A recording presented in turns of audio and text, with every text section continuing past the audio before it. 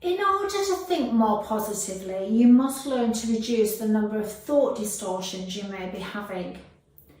Thought distortions are ways that your mind convinces you of something that generally isn't really true.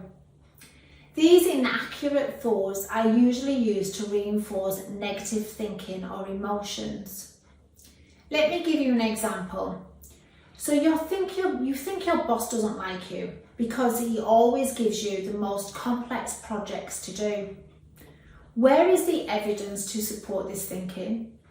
You are possibly magnifying the negative details, making assumptions and filtering out all the positive aspects of the situation. Maybe your boss thinks that you are very capable of completing those complex projects and sees great potential in you. Another example of distorted thoughts is when one partner in a romantic relationship dwells and focuses on a single negative comment made by the other partner and then views the relationship as hopeless, ignoring the years of positive comments and experiences. A further type of thought distortion is always thinking in black or white terms. It's the inability or unwillingness to see the shades of grey. You see things in terms of extremes. Something is either fantastic or awful, and you believe you are either perfect or a total failure. These are irrational thoughts and beliefs that you are unconsciously keep reinforcing over time. No one can completely escape these distortions. They come up in many areas of your life. What's key is your ability to identify and correct these faulty patterns of thinking. And there are a number of techniques that you can use to identify challenging, minimising, or erase these distortions from your thinking. The first thing to do is to identify if you are having any thought distortions and what type they are.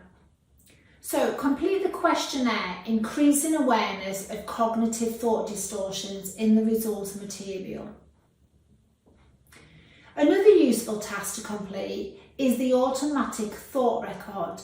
So over the next 21 days, you can log any thought distortions that you may be having. And by identifying and analysing your thoughts, it gives you more power to change them. Whenever you find yourself slipping into those self-defeating thoughts, force yourself to stop and think of something more empowering. A simple, "I can do this," is a good way to start. When my children say I can't do it, I always get to them to say, I can do this, I just might need some help. This is a mantra we use in our house all the time.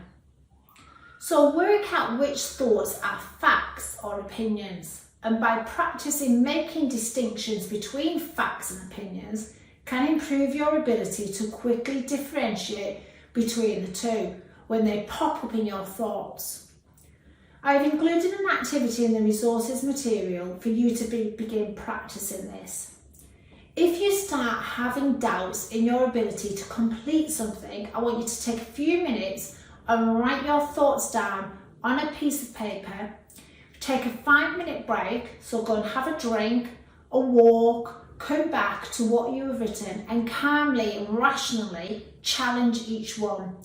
Where is the evidence to support this? When you challenge your doubts and look for evidence, you will see that most of them are not true. They are just your thoughts that have got distorted. However, 1 or 2 might be valid, and if this happens, come up with a plan of how to deal with these issues. Remember my mantra, I just might need some help. So this might mean asking a friend, finding a mentor, or going on a training course. To summarise, your thought distortions and inaccurate patterns of thinking are common for many of us. And the sooner you catch a thought distortion and challenge it, the less likely it is to make a negative impact on your life. This does take some practice, But like many things, the more you do this, the better you get at it, until most of your thoughts are more positive.